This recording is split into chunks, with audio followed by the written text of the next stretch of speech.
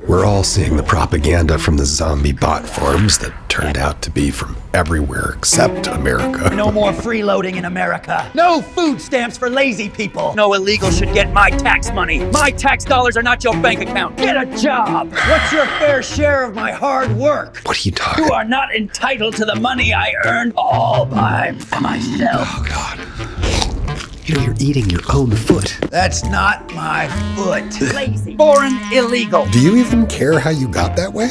Ooh. Story time! Yeah, probably won't help him. Might help us. About 85 years ago, humanity started building our first majority middle-class societies. Yeah, the first ones in human history. How? High taxes on the ultra-rich, breaking up monopolies, millions of public sector jobs, public housing, social security, regulations. We called it the New Deal. And the wealth hoarders were furious.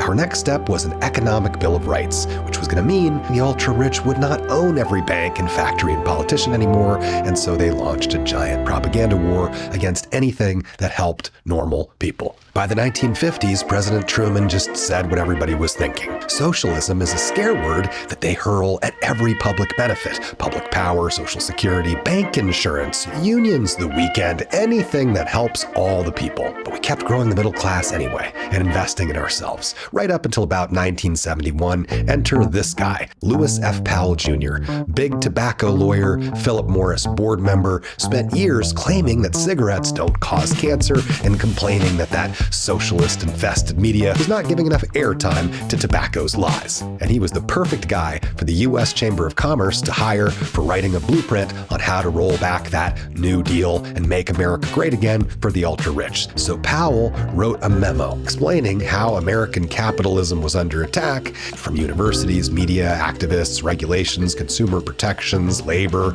and he gave corporate America his plan on how to fight back by building think tanks and taking over universities and funding pro-wealth hoarding economists, creating media networks, flooding politics with lobbyists, and reshaping the courts.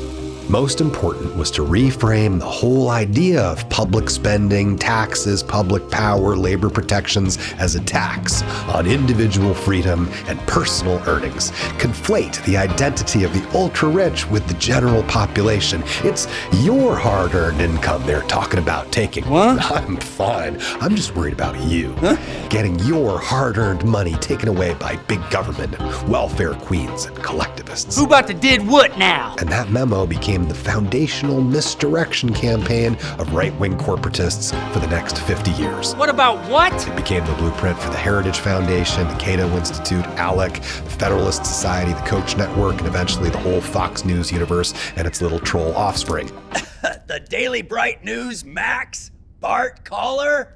Yep. And now, thanks to true believers like you, about $80 trillion have shifted upwards from the bottom 90% to that top 1%. Ooh. And the middle class has been shrinking ever since, to such an extent that we're not even a majority middle class society anymore. Where'd it go? Stock buybacks, transferring trillions from wages into executive pockets, monopolies, creating false scarcity, inflating prices beyond costs, destroying small businesses, buying politicians to prevent any regulations. But regulation bad? To siphon income upwards, creating a tiny little billionaire overlord class. All of this a long-standing practice which inspired the quote, "Behind every great fortune, there is a crime." So what happened to me? So your fair share was stolen by the ultra-rich, and you were trained by their lawyer to blame your neighbor. Hate thy neighbor as thyself. Nope, that's... Hold the phone! Is that not what Jesus said? I messed up. Well, I'm glad you like the story. Now take your foot out of your mouth. I put the full story on the website. What website? Dang, I am a zombie, but I don't